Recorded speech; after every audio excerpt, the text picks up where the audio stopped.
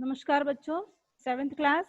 आज मैं आपको हिंदी में हिंदी क्षितिज वसंत भाग 2 की किताब से पाठ 4 कठपुतली पढ़ाऊंगी। ये एक कविता है और कविता के बारे में आपको बताती हूँ। कविता का नाम है कठपुतली। अब कठपुतली क्या है वो मैं आपको पहले बताऊंगी, कठपुतली का परिचय दूंगी, इसके बाद ये कविता बताऊंगी आपको। देखिए बच्चों, कठपुतली जनसंचार का एक सशक्त माध्यम है जो पहले के समय में ज्यादा चलता था, आज भी चलता है। छोटे गांवों में आज भी कठपुतली का प्रोग्राम होता है, नाटक होते हैं, लेकिन पहले ये बहुत ज्यादा चलन में थे, बहुत ज्यादा प्रचलन में थे। और ये परंपरागत कठपुतली परंपरागत संचार के माध्यम माने जाते हैं। ये एक ऐसा माध्यम है कि पहले छोटे छोटे गांवों में सरकार द्वारा बनाई गई नई नई योजनाएं, नई नई बातों की जो विकल्प होते थे वो लोगों तक नहीं पहुंच पाते थे। गांवों के जो लोग होते थे उन तक नहीं पहुंच पाते थे। तो कठपुतली एक ऐसा माध्यम था जिसके माध्यम से लोग सारी सरकार की सारी योजनाओं को जान लेते थे। और ये एक नुक्कड़ नाटक के तहत होता है। ये लोक माध्यम भी माना जाता है कठपुतली। तो लोक माध्यम यानी लोगों द्वारा चलाई जाने वाली लंबी योजनाएं जो लोगों द्वारा चलाई गई हैं उसे कहते हैं कठपुतली। देखिए बच्चों, इस कविता में मैं आपको समझाऊंगी। इस कविता के कवि का नाम है भवानी प्रसाद मिश्र। बच्चों, इस कविता के लेखक कवि का नाम है भवानी प्रसाद मिश्र। इनका जन्म हुआ था 1913 में होशंगाबाद में, मृत्यु हुई थी 1985 में। इन्हें साहित्य अकादमी पुरस्कार से नवाजा गया और इनका व्यवसाय, ये कवि भी थे और लेखक भी थे। इनको गीत फरोश बुनी, इनकी जो रचनाएं हैं वो गीत फरोश, बुनी हुई रस्सी, नीली रेखा तक और भी कई सारी रचनाएं हैं जो मैं आपको नोट्स के माध्यम से भेजूंगी। अब देखिए बच्चों, कठपुतली, इस कविता के कवि का नाम है भवानी प्रसाद मिश्र। इस कविता में कवि ने हमें कठपुतलियां जो गुलामी का जीवन जीती हैं, आप सभी को पता है कठपुतलियां का खेल कैसे होता है। अंगुलियों पर धागे बांध दिए जाते हैं और इस तरह से उनके करतब दिखाए जाते हैं। लकड़ी से बनाई हुई होती है, उन पर उनको पुरुष का और महिला का रूप दिया जाता है और पुरुष को पुरुषों का की पोशाक पहनाई जाती है और महिला जो कठपुतली होती है उसको औरतों का वेश पहनाया जाता है।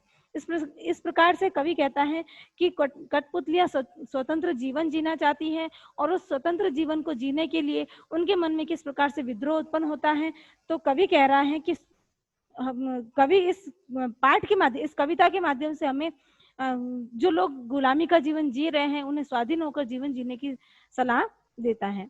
देखिए बच्चों, कविता शुरू हो रही है। कठपुतली गुस्से से उबली, बोली ये धागे क्यों हैं मेरे पीछे आगे, इन्हें तोड़ दो मेरे पावों पर छोड़ दो, मुझे मेरे पावों पर छोड़ दो।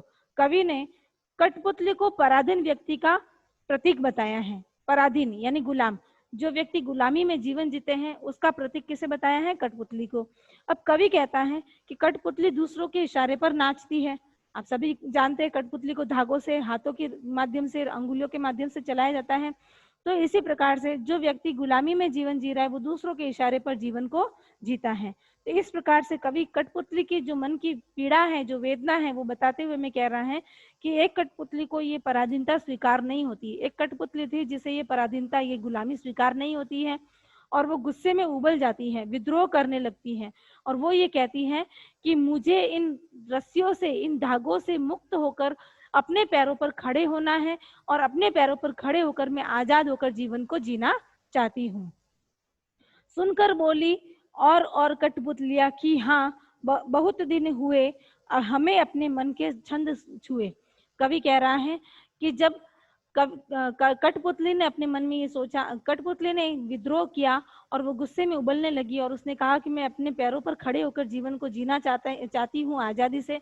तो दूसरी कठपुतलियों ने भी उसकी हाँ में हाँ मिलाई और उसकी सहमति में अपनी सहमति दी। जब दूसरी कठपुतलियों ने अपनी सहमति व्यक्त की तो पहली वाली कठपुतली जिसने सोचा था कि मैं आजाद होना चाहती हूँ वो थोड़ी घबरा उठी। अब देखिए वो क्यों घबराती है। मगर कठपुतली, पहली कठपुतली सोचने लगी ये कैसी इच्छा मेरे मन में जगी। तो पहली कठपुतली उनकी सहमति, दूसरी कठपुतलियों की सहमति सुनकर घबरा जाती हैं। अब वो किस लिए घबराती हैं? क्योंकि वो मन में ये सोचती हैं कि मैं अपनी स्वतंत्रता की जिम्मेदारी तो अपने आप पर ले सकती हूँ, लेकिन क्या दूसरी कठपुतलियों की जिम्मेदारी भी मेरे ऊपर है? दूसरी कठपुतलियों की जो स्वतंत्रता है उनकी जिम्मेदारी मेरे ऊपर है? नहीं, वो मन में ये सोचती, क्योंकि स्वतंत्रता सभी व्यक्ति चाहते हैं। संसार का सभी प्राणी चाहता है कि वो स्वतंत्र होकर जीवन जिए, परंतु वो ये कहती है कि स्वतंत्र होकर जीने के लिए आत्मनिर्भर बनना पड़ेगा, प्रत्येक प्राणी को आत्मनिर्भर होकर जीना पड़ेगा। तो वो ये कहती है कि नहीं, सभी कठपुतलियों की स्वतंत्रता की जिम्मेदारी मेरे ऊपर नहीं है, सभी को आत्मनिर्भर बनना पड़ेगा। और यही सोचते हुए कठपुतली अपना जीवन बिताने के लिए आगे कदम उठाती हैं। अतः कवि ने कठपुतलियों के माध्यम से पराधीन लोगों में स्वतंत्रता और स्वावलंबन का भाव जगाने का प्रयास किया है। इसी प्रकार ये कविता इधर ही समाप्त होती है। धन्यवाद।